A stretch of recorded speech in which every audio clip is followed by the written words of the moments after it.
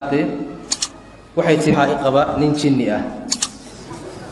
xilli aan ismeersanina aan aqoonin jamaacna igu sameeya si toos ahna ayuu igu yimaadaa oo markuu rabo inuu xaajo u guto waxa yara qabata waxaad moodo hurdo yar marka ayuu hawshiisa gutaa anna toos ayaan u dareemaa hawshiisa waqtina malahan iyo goob uu kugu simayo haddii aan suuq joogo iyo haddii aan guri joogaba way isugu mid wuxuuna inacsiyay ninkaygii caadiga ahaa ee uu igu diray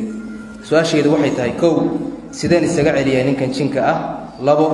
haddii uu jamaaco qubays miyaa igu waajibay ileen sidan ninkayga caadiga ah u dareemo ayaan isna u dareemayaa jinni iyo insise ma isguursan karaan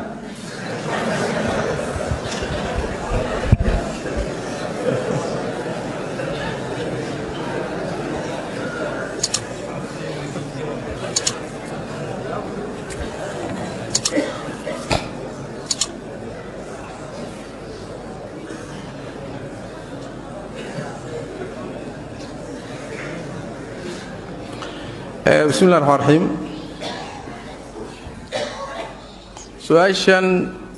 سؤال لو سو قري ما ان dadka lagaga qosliyo laakiin waa xaqiiqo jirta culimaduna way ka hadleen waxyaradan si kooban uga jawaabo horta way suuroobi kartaa sida culimada badani qabaan in uu jinka iyo insigu isu galmoodaan oo hadda gabadh way wax hadlaysa laakiin rag waxa jir iyaguna naaga jin ah u galmooda iyaguna way jiraan qisooyin aniga soo maray baaba ka mid oo nin iyo rag yimid oo yiri waxaan hayst waan xaqiiqo jirto waay marka ragga jinsiga labada jinka iyo insigu horta ma isu galmoon karaan ma suurtagal ma tahay culimo badan waxay qabaan quraankayba weelaka wax ka helheleeno waxay u daliishaneen aayadii quraanka fi suurati ku jirtay fi suurati ar-rahman lam yatmithunna insun qablahum wala jan dumarka waxa laga hadlayay jannada qoladan dumarkan la siiyay loogu talagalay hortood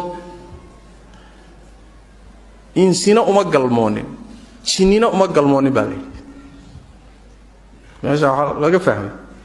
inuu jinku insiga u galmoon karo culimada qaar ka mid ah waxay u dilishay qurtubi iyo waxayba ku keeneenba aayada iyadana fi suurati al-isra ku jirta wa sharikum fil amwali wal awlad athar mujaahid uu ka keenay baa jiro ma aqaan suu sugan yahay wuxuu yiri ninku markuu xaaskiisa u galmoonayo haduusan adkaarti akhriyin bismillah allahumma jannibna ash-shaytana wa jannib ash-shaytana ma razaqtana haduusan akhriyin shaytaanku ibtu isaga maraya buu xubinka taranka ibtiis oo isku maraya kadibna islaantii wala isticmaali buu marka wa sharikum fil amwali wal awlad tafsir tafasiirta kamid adiga way suuroobi kartaa isu galmoodka su'aasha xigta inay iskuursadaan ma suuroobi kartaa jawaabtu waa maya guur ma dhaxmari karo sax ah ilmo ma isu dhali karaan ma ka suurowdaa ilmo jin dhalay oo aabba jin u yahay inay hooyo insiya dhasho ayaduna waa maya ma suurowdo Soomaaliyeed laakiin galmadu way suroobi kartaa culimadu saasay leeyihiin tayib dhanka waa dhankaas dhanka labaad dambi ma ku leeyahay ruuxa noocaas ee jinku uu qasbanayo ama ninka naagta jintii ay qasbayso ama haweeneyda ninka muxuu ahaayay ninka jinkii uu u galmoonayo dambi ma leeyahay ruuxaas jawaabtu waxa weeyaan inta badan waa qasban yahay ruuxaas hadduu qasban yahayna dambi ma leh hadiise laakiin aadan qasbanayn oo iska celin karto laakiin shaqadan aad u bogtayba marka dambiilaad taasi waxa way ithmi iyo dambi ma ka dhalanaya marka la yiraahdo مسألة حكت qabays ma waajibaya dhowr xaala loo kala qaadaya fuqahadu markay ka hadleen way ku kala aragti bedelan yihiin masaa'ilna dhoo masaa'il horay looga hadlay waxay leeyihiin haddii uu ugu yimaado hurdo ruuxu isagoo hurda iyadoo hurdo u yimid riyo unbay wax ku dhaceen wax biyo ana iskumayna arag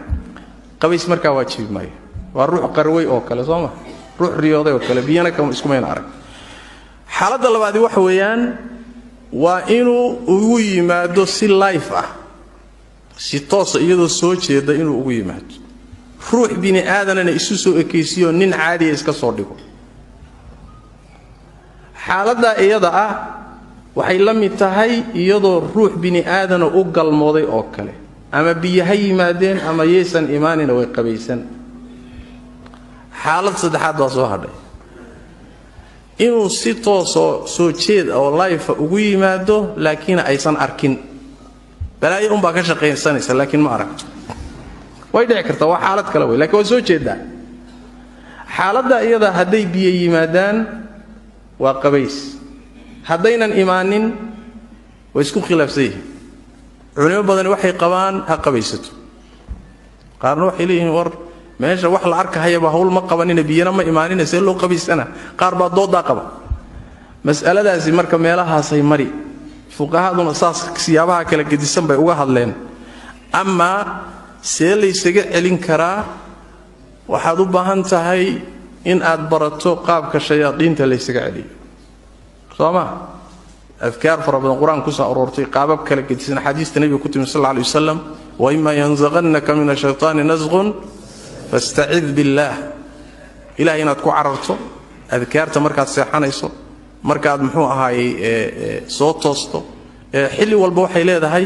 adkaar shayaadiinta laysaga celiyaa jirta iyo muxuu ahaayay ducooyin inaad ku waabadsato ilaahayna ku cararto tabaaraka wa tacaala taas ayaad isaga celin kartaa ama haddii ilaahay kaa qabto tabaaraka wa tacaala aad muxuu ahaay kaga fayoobaan kartaa wabillahi tawfiiq su-aasha ugu muhiimsan waxa weeye ma dhici kartaa jinniga iyo insigu inay isguursadaan bismillahi raxmaan raxiim masalada culimmadu way ka hadleen cala saxiixna waxa weeye muxuu ahaayey galmada iyo inuu muxuu ahaay u galmoon kara iyo masaa'ish noocaas oo kale waa wax suuroobi karay leeyihin oo lam yatimithunna insun qablahum walaa jaan iyo aayadahaasay wax kala baxbaxayaan laakiin meher muctabar ah iyo guur muctabar ah oo axkaamtii leh inay intay isguursadaan kala dhalaan ooy kala tarmaan maya ma suuroobi karto bal waxay leeyihiin haddii masaladaa la sugo nooc waxay noqonaysaa loo xeeladaysto oo shareecadiiba lagu baabi'iyaba oo haweenay kastoo sinaysatoo garac dhasha dee jin baan isqabnaabay dhihi soo ma haddii la furoo la yidhaahdo way isguursan karaan midda labaadii sheekhii isu meherin lahaa waa kuma yaa isu meherin midna dadkeedii waa insi midna dadkiisii waa jin sheekhyabaa qaalli ka noqonoo meherin weligii seebuu u bixin